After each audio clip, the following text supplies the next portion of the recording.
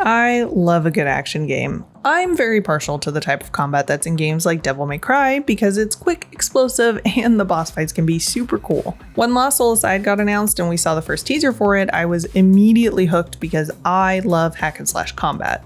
I really feel like we haven't gotten a ton of that lately, at least not in this style of gameplay. Now that Lost Soul Aside has finally come out, I of course had to check it out to see if it lives up to the hype that I built up in my head, and I thought I'd just share my first impressions with you.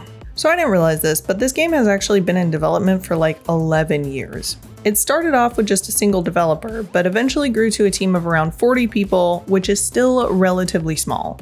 This was obviously going to be a pretty ambitious project, but that didn't really give me any reason to doubt the delivery because we've seen some really cool things that are even just graphically impressive from some smaller studios. For the most part, Lost Soul Aside does look really good. It's got a lot of impressive design, the bosses and cinematics look great, the fighting is flashy and dynamic, but there are some areas that are a little less impressive. Almost like they forgot to go back and really flesh out an area. It's not bad necessarily, it's just lacking, which isn't a super huge deal, but the inconsistency means that when you run into an area that's a little less polished, it's pretty noticeable. Though this game is classified as an action RPG, I think, at least so far, it seems to be a little light on the RPG elements. There's not really quests or anything, at least not outside of the story, and there's not a ton of exploration, just like the little side pieces off the story path. I think the only RPG elements that are really present are the skill tree and a few different upgrade features. This game is full of the action elements though.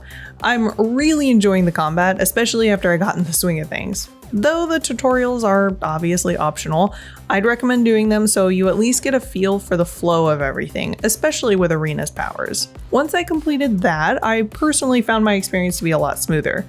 It's very fast-paced, but I also think I don't want to jinx myself here, but so far it seems like it's a bit on the easier side. The bosses do seem to have a ridiculous amount of health in some cases, but nothing really changes when you knock a bar down. So outside of it just feeling long and maybe getting a couple new moves, they just felt like longer fights than when I was fighting the rank and file enemies. It feels like there was obvious love and inspiration from games like Bayonetta or Devil May Cry. I half expected to see my score pop up in the middle of fights. Actually, I feel like this game is a good blend of Final Fantasy VII Remake and Devil May Cry. It's not as open world as Final Fantasy, not a bad thing. We have more than our fair share of open world games or challenging games to choose from, so I really don't mind the relatively linear aspect and the easier combat situations. So, outside of combat, what's the story like? So far, kinda slow. I'm not knocking it for that. I personally just don't feel fully invested in the characters quite yet. The overall story themes aren't really anything new, but I'm also not expecting it to have serious depth. I find the story to kind of be a passive element overall. It feels like a background feature that is supporting all of the combat experiences. I enjoy reading things in games to get a deeper understanding of the lore, but here I just kind of find myself reading it rather than really absorbing the information. The story is by no means bad or anything like that, it's just there. There's an oppressive holy empire crushing the people underneath them, and you're part of a resistance group facing off against them. Then an interdimensional force known as the Voidrax invades and also steals the soul of your sister, whom you now must rescue. Relatively generic, nothing to really amaze me, but honestly, the story is not really why I play these types of games. I play it for fast and fun fights, and as long as the story is fine, that is good enough for me. Two things really stuck out to me as I've gone through the game a bit. One, the voice acting, at least the English audio, is comical, bordering on ridiculous. It's either stilted and awkward, which I feel is made even more apparent by the way everyone just kind of stands there in conversations, or it's very over the top with emotion and emphasis. I ended up actually switching from English audio because the conversations were just so weird to listen to. The second thing that stood out is the soundtrack, which I think is absolutely awesome. I love the music in this game. Again, feels very Final Fantasy-ish, but I was also reminded of Studio Ghibli's music in some of the areas. The soundtrack does a fantastic job in helping lift up the scenes, even if it's just you running through the map.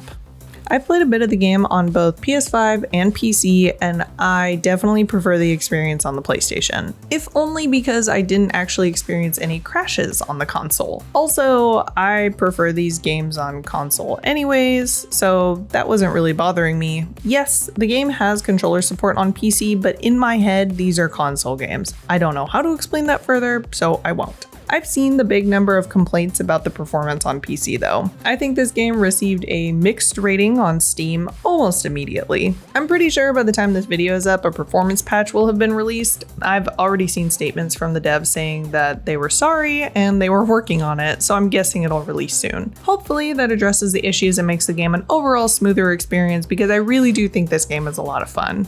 Though there are a lot of bosses and just a heavier emphasis on combat, that's honestly kind of what I wanted. I really enjoy the fight sequences. They're fast, fluid, and tons of fun. When this game first got announced, I was really hoping for something that was similar to Devil May Cry, and it's obvious that that's what this is. I think if you're looking for a super in-depth story that you're really going to need to sink some hours into, you should probably look elsewhere. What you're seeing is really what you're getting with Lost Soul Aside. It is a hack and slash action game with heavy emphasis on the action. I've seen more than a few reviews really ragging on the game. I think, yes, the technical issues definitely should have been addressed before release, though honestly and unfortunately, that's just nothing new at this point. But this game really isn't trying to reinvent the wheel, and it does deliver on what it sets out to do. At least that's my opinion so far. If you like your Devil May Cries and your Bayonettas flavored with Final Fantasy, you're probably going to enjoy this game. Is it worth the $60 retail price?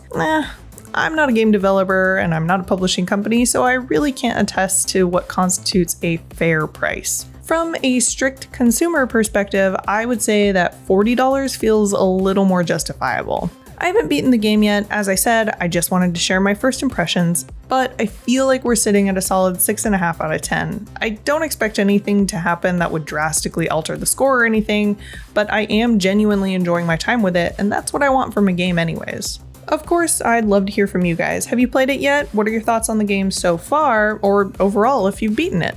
Let me know down in the comments, but as always, thanks for hanging out, and I will catch y'all in the next one.